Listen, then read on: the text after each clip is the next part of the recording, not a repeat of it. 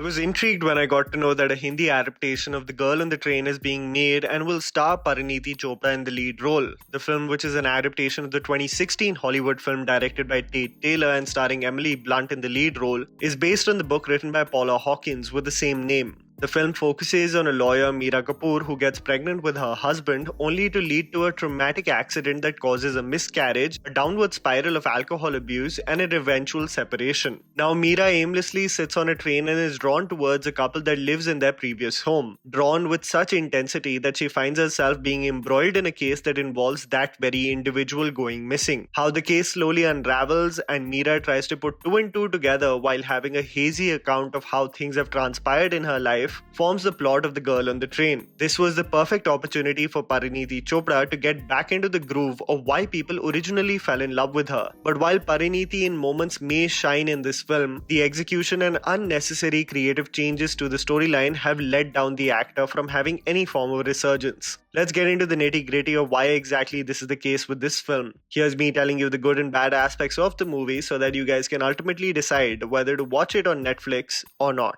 The good. The reason for success. It's very important to acknowledge the reason for the hype or even the success of the book and the Hollywood film. The audience is drawn towards the premise of an unreliable narrator, just like Gone Girl. While Paula Hawkins, the author, is not happy with this comparison, as Amy in Gone Girl is a cunning psychopath that is in control, whereas Meera is just a drunk mess, it still lends an unpredictability that forces the viewer to participate in a game of mafia and narrow down on who may be telling the truth and who may be lying. The Girl on the Train, many people feel, and I am on the same boat as this, is a very overrated product. The Hollywood film itself was melodramatic and hollow in depth, and was memorable merely because of Emily Blunt and the talented cast's performance. A lot of people have this perception that if, just like Gone Girl, David Fincher would have directed The Girl on the Train, it would have been far more compelling. But now we're just talking about hypotheticals. The Hindi adaptation, which the director said had to be molded to fit into the Indian market, which I completely disagree with, makes the Hollywood film come across as a much superior product.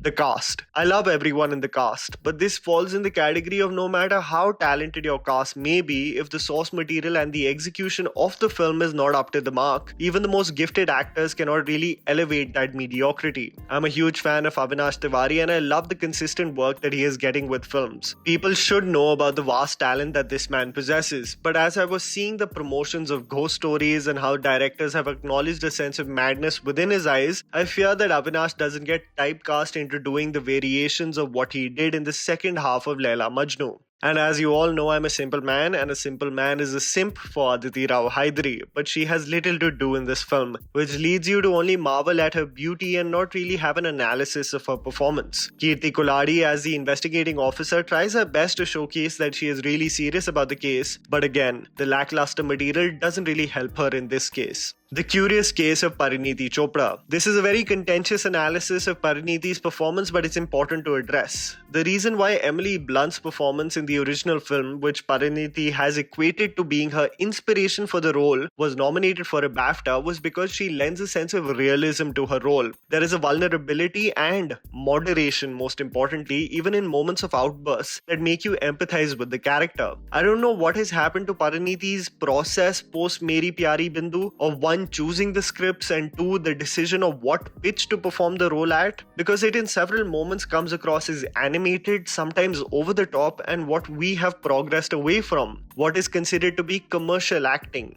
Even when she is roaming around the streets of London with a bottle in her hand, she sways like the drunk Amir Khan from Raja Hindustani. There is a lack of subtlety to her performance, and it breaks my heart because I acknowledge the potential that this actor has. A classic example of the difference will be seen if you see Emily Blunt and Parineeti perform the outburst in the washroom, a scene that is identical from a writing point of view. This is a scene that requires modulation in dialogue and a sense of realism, performed by one to the T and the other completely in another spectrum. You will have a love-hate relationship with Parineeti's performance in the film, which is let down even more by the terrible execution of the source material, which brings me to the next point. The underwhelming aspects. The comparison is inevitable. For anyone who hasn't seen the original film and is annoyed at the fact that it is constantly brought up, I'm sorry, but the comparison is inevitable, as it is an official adaptation of the Hollywood film based on the book in 2015. It is literally like not comparing Junior NTR's performance in Temper to that of Ranveer Singh in Simba, or not observing Kangana Ranaut's performance when you see all of the remakes that were made. The parallels are inevitable.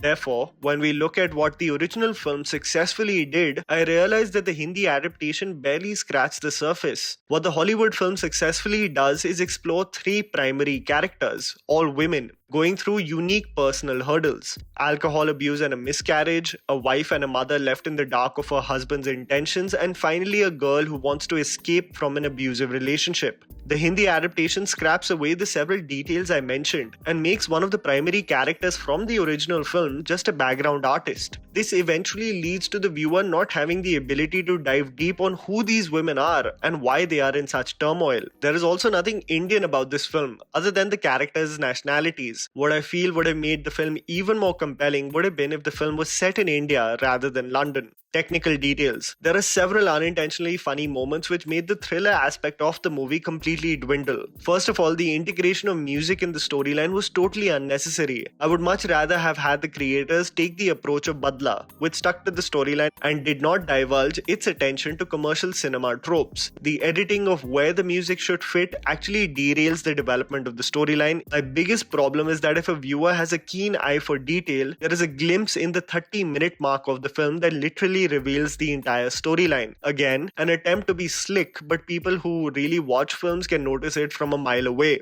There is an Alcohol's Anonymous meeting as well, in which Parineeti is venting, but in Hindi, while people are clearly from other nationalities around her, and I'm like, do they even understand what she's saying? You will find many moments like this throughout the film. Dramatic pitch. This is something that people have criticized the original film for, and deservedly so, but the Hindi adaptation takes a leap further to make it even more melodramatic and over the top. If Scotland Yard was watching this film, it may just be their worst advertisement, as it literally showcases them to be the most incapable task force. In a hilarious chase sequence from the police, Parineeti goes scot-free from just merely hiding in a shop. While the police is in pursuit of her, Parineeti has a field day across London with no care in the world. While the search of the police goes on, she visits the scene of the crime, the train station, visits a church, goes back to the scene of the crime, and no one bats an eyelid. There are sequences of her in the middle of the street drinking, while Scotland Yard is like, bhai, kahan chali gayi hai? The dialogues of the film also have a weird ability of being compelling at one point and downright absurd in another. In one scene, Parineeti's character wonders why she's drawn to the stranger she sees from the train. Is it jealousy, self-pity, or desire? And then in one random conversation with her husband, she says, "Mujhe bachcha nahi, bachchan chahiye." Who writes these dialogues? This film had the potential to be about dealing with loss and substance abuse and its detrimental effects, but it has dialogues like, "Hum jin baaton ko bula nahi pate, unhe hum suppress kar dete hain," and in that, vodka helps. I burst out laughing, I'm sorry. Unnecessary changes. The biggest problem, according to me, in the film is its last twist that the Hindi makers have incorporated, which is not a part of the book or the Hollywood film.